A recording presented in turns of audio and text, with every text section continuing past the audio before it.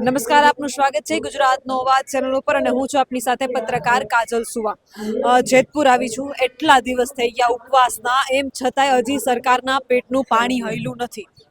પણ અહીંયા આજુબાજુના ગામના બહેનો અને મારી સાથે માસીબા એ પણ અહીંયા ખેડૂતોને વારે આવ્યા છે, પણ ખબર નહીં સરકાર કોની રાહ જોઈને બેઠી છે, કે સરકાર શું એ સ્થિતિની રાહ જોઈને બેઠી છે કે અહીંયા ઉપવાસ ઉપર બેઠેલા લોકોની તબિયત બગડે, કોઈ અનિચ્છનીય બનાવ બને, શું પછી તમે આવશો? કેમ આટલી બેદરકારી દાખવવામાં આવી રહી છે? શા માટે ખેડૂતોના પ્રશ્નોને અવગણવામાં આવી રહ્યા છે? અનેક સવાલો છે, પરંતુ જેતપર ગામની જે અત્યારે સ્થિતિ છે, દિવસ હોય કે રાત સતત આંદોલન ઉપવાસ ચાલુ છે. ઉપવાસ છાવણી ઉપર અનેક ખેડૂત બહેનો, ભાઈઓ અને માસીબા પણ આજે મુલાકાત માટે આવ્યા છે. માસીબા, શું જોયું અહીંયા? મેં બહુ જોયું, અહીંયા એકતા જોઈ મેં, અને આમનો સંપ જોયો, અને હાવજ જેવા મારા ખેડૂતોનો મેં સાથ જોયો. હવે સરકારને શરમ આવવી જોઈએ કે આમનો એમનો હક દઈ દો. એ એમના હક માટે લડે છે. એ આજ ખેતી કરશે, અનાજો આવશે તો આપણે જીવશું. અમે પણ ખુદ એની ઉપર જીવીએ છીએ, ખેડૂત ઉપર. અમે સરકાર ઉપર નથી જીવતા, અમે ખેડૂત ઉપર જીવીએ છીએ. આજ અમે એના ઘરે જઈએ તો એ અમને 100 રૂપિયા દે છે. આ ખેડૂતને અત્યારે માથે ચોમાસું આવ્યું છે, સરકાર સમજે નહીં. અત્યારે એને વાવણીનું ટાણું છે, તમે સમજો. અમે ખુદ કિન્નર થઈને એમને સાથ દઈએ છીએ, તમે સરકાર ના દઈ શકો, તમે ભાઈઓ ના દઈ શકો. હું તો એટલું કહું, બસ એમને એમનો હક મળવો જોઈએ, અને એમનો હક દો.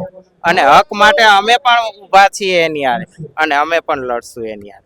અમે ખેડૂત ભાઈઓ હારે છીએ. મારું આખું સમાજ, કિન્નર સમાજ એમની જોડે છે.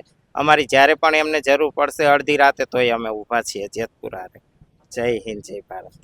માસીબા, એક સવાલ ખાસ, કે તમે ક્યાંય પણ જગ્યાએ જાતા હો, જે ઘટનાઓ બધી જોતા હો છો, એ જોઈને શું લાગે? અત્યારે સમાજમાં મહિલાઓને લઈને કેવી સુરક્ષાઓ છે?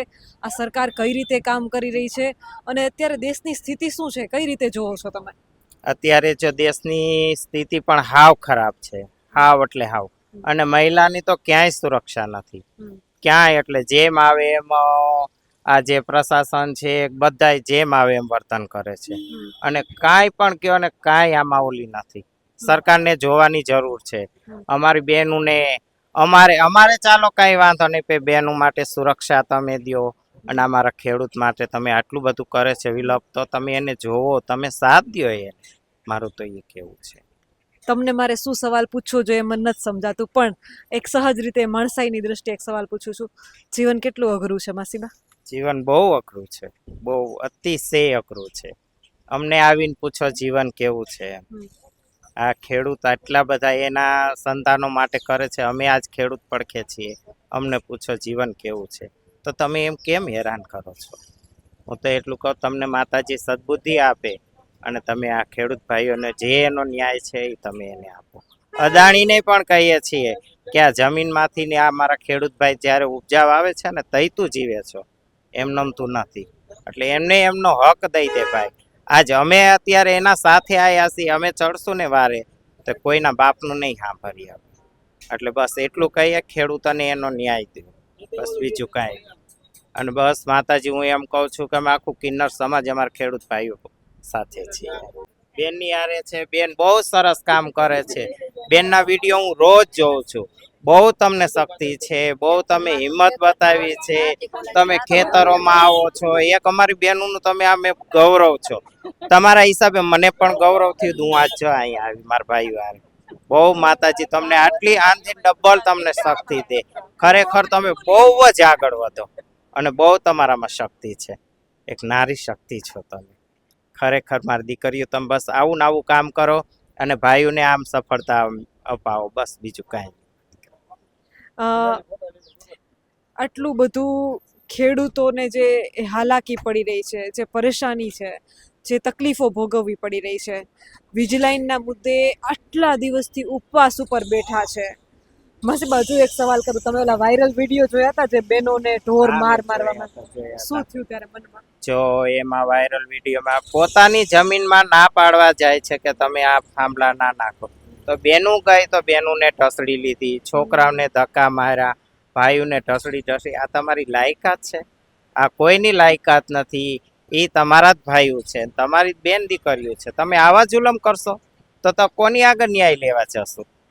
પોલીસ ઉઠીને આમ કરશે, સરકાર ઉઠીને આમ કરશે, તમે કોની આગળ સુરક્ષા લેવા જશો? તો તમારા આગળ હક માગ્યો છે, બીજું કાંઈ અમે નથી માગ્યું. એ વાયરલ વિડીયો જેતપુરમાં એટલા દિવસ થઈ ગયા એ ઘટનાને, હજુય કાંઈ ટસ નહીંતર મસ, કાંઈ કશું જ નહીં. એક જ વાત કે અમે ચર્ચા વિચારણા કરી રહ્યા છીએ, ઉપર સરકાર સુધી ચર્ચાઓ ચાલે છે. તો પછી પરિણામ ક્યારે આવશે? શું ખાલી ચર્ચાઓ જ થશે? શું માત્ર મિટિંગો જ થશે? ખેડૂતોને ન્યાય મળશે કે નહીં મળે? અને હવે તો આ મુદ્દો કોઈ એમ કહેતું હોય કે માત્ર મોરબીના જેતપરનો છે, દેવભૂમિ દ્વારકાના લાલુકાનો છે, કે સુરેન્દ્રનગરના કોંઢનો છે, કે કચ્છના વાંઢિયાનો છે, તો વાત ખોટી છે. કારણ કે જસદણના વિછિયામાંથી પણ આપણે જોયું કે કલેક્ટર કચેરીએ આવેદનપત્ર આપવા માટે ખેડૂતો ગયા છે. એટલે એવું જો કોઈના મનમાં હોય કે અમારો જિલ્લો બાકાત રહી જશે તો તમે મોટા વેમમાં છો. ખેડૂતો ઠેર ઠેર આંદોલનો ઉપર ઉતર્યા છે, પણ બધી જ સ્થિતિને અવગણવામાં આવી રહી છે. આ જ ખેડૂત છે કે જે તમને મત આપે છે, આ જ ખેડૂત છે જે તમને અહીં મત આપી મસ મોટા નેતાઓ બનાવે છે, તમને ગાંધીનગર અને દિલ્હી સુધી પહોંચાડે છે. આનો અવાજ જો તમે અવગણશો તો જે તમને ખુરશી ઉપર બેસાડે છે તમને ખુરશી ઉપરથી પાડવાની ક્ષમતા પણ રાખે છે. તમે શા માટે ભૂલી રહ્યા છો તમારી ભાન?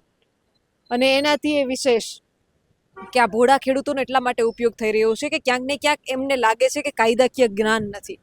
પણ આ જગતના તાતના નવી જે પેઢી છે એ કાયદાકીય જ્ઞાન સાથે હવે મેદાનમાં ઉતરી રહી છે, એટલે તમારે સમજવાની જરૂર છે. આના વિશે તમારું શું કહેવું છે? તમારા મંતવ્ય કમેન્ટ કરીને જરૂરથી જણાવજો. કેમેરામેન રાજ પરમાર સાથે હું પત્રકાર કાજલ સુવા. આપ જોઈ રહ્યા હતા ગુજરાતનો અવાજ.